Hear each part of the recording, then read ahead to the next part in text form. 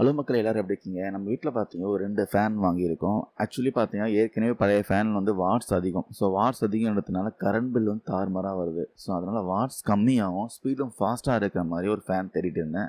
அப்பதான் வந்து லூக்கர் பிராண்டையும், அப்புறம் வீனஸ் பிராண்டையும் நிறைய பேர் சஜெஸ்ட் பண்ணாங்க. ஸோ அத பேஸ் பண்ணி இந்த ஃபேன் வாங்கியிருக்கோம். இந்த ஃபேன்ல நிறைய ஃபீச்சர்ஸ் இருக்கு. முக்கியமா இந்த ஃபேன் பார்த்தீங்கன்னா, ஒயர்லெஸ் ரிமோட் ஃபேனுங்க.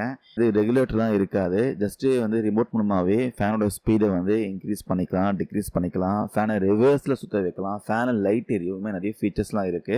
இந்த 2 ஃபேன் வாங்குனதுக்கான முக்கியமான காரணமே இதோட வாட்ஸ் பார்த்தீங்கன்னா 30 வாட்ஸ் 35 வாட்ஸ் தான். ஸோ கரண்ட் பில்லும் பார்த்தீங்கன்னா பெருசாக வராது. ஸ்பீடும் பார்த்தீங்கன்னா நல்லாவே சுற்றுது. இந்த ஃபேனில் இருக்க ஹைலைட்டே என்ன தெரியுமா? ஸோ இதில் பார்த்தீங்கன்னா ஒரு எலக்ட்ரிக்கல் போர்டு மட்டும் தான் இருக்கும். கண்டென்சர்லாம் இருக்கவே இருக்காது. இதுக்கு முன்னாடி வந்து பழைய ஃபேன்லாம் பார்த்தீங்கன்னா கண்டென்சர் இருக்கும். கண்டென்சர் வந்து அப்பப்போ மாற்றுற மாதிரி இருக்கும். கண்டென்சர் மாற்றினா தான் ஸ்பீடு பார்த்தீங்கன்னா அதிகமாக சுற்றும். ஆனால் இந்த ஃபேனில் கவலையே இல்லை. இந்த ஃபேனை முழுக்க முழுக்க பார்த்தீங்கன்னா எலக்ட்ரிக்கல் போர்டு மோட்டார் மூலமாக தான் ரன் ஆகுது. ஸோ அதனால் பார்த்தீங்கன்னா கண்டென்சருக்கு இங்கே வேலையே இல்லை.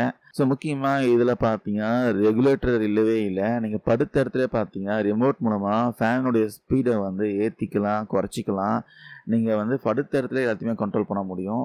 குளிர் காலத்துலலாம் பார்த்தீங்கன்னா மிட் நைட்லேயோ அதுக்கப்புறம் பகல்லையோ பார்த்தீங்கன்னா குளிர் அதிகமாக தெரியும். அன்னைக்கு வந்து ஃபேனோட ஸ்பீடு கம்மி பண்ணணும்னு நினைப்போம். நம்ம எழுந்து போகிறதுக்கு வந்து பால் மாறிக்கிட்டு படுத்துனே பார்த்தீங்கன்னா பெட்ஷீட் போட்டு தூங்கிடுவோம். ஆனால் இந்த ஃபேன் அந்த கவலையே இல்லை. அந்த ரிமோட் மட்டும் பக்கத்தில் வச்சுக்கிட்டிங்கன்னா எப்போ வேணும்னாலும் நீங்கள் ரிமோட்டில் வந்து கூட்டிக்கலாம், குறைச்சிக்கலாம். ஸ்பீடை வந்து கூட்டிக்கலாம், குறைச்சிக்கலாம். அதுக்கப்புறம் ஃபேனில் பார்த்தீங்கன்னா பெருசாக அந்தளவுக்கு நாய்ஸ்லாம் இல்லை. நீங்கள் மெயின் சுவிட்ச் ஆன் பண்ணதுமே ஃபேன் அந்தளவுக்கு ஸ்மூத்தாக கொஞ்சம் கூட சுத்தமே இல்லாமல் ஓடுது பாருங்கள். ஸ்பீடு வந்து வேறு லெவலில் இருக்குங்க. காற்றும் நீங்கள் கண்டென்சர் ஃபேனில் வந்து எப்படி ஃபீல் பண்ணுறீங்களோ சேம் லெவலில் பார்த்தீங்கன்னா இந்த ஃபேன்லேயும் இருக்குது. முக்கியமாக இந்த மாதிரி நீங்கள் ஃபேன் யூஸ் பண்ணுறதுனால நம்ம கரண்ட் பில் பார்த்தீங்கன்னா கணிசமாக கொஞ்சமாச்சும் மிச்சமாகும். இந்த 2 ஃபேனுக்குமே பார்த்தீங்கன்னா கண்ட்ரோல் பண்ணுறதுக்கு தனி ரிமோட் கொடுத்துருக்காங்க.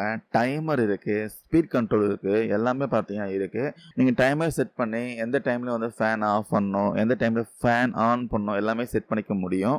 உங்கள் வீடை மாடர்னாக மாற்றணும், அதே சமயம் கரண்ட் பில்லையும் குறைக்கணும்னா கண்டிப்பாக இந்த லுக்கர் வீனஸ் ரிமோட் ஃபேன் மாடலை வந்து ட்ரை பண்ணி பாருங்கள்.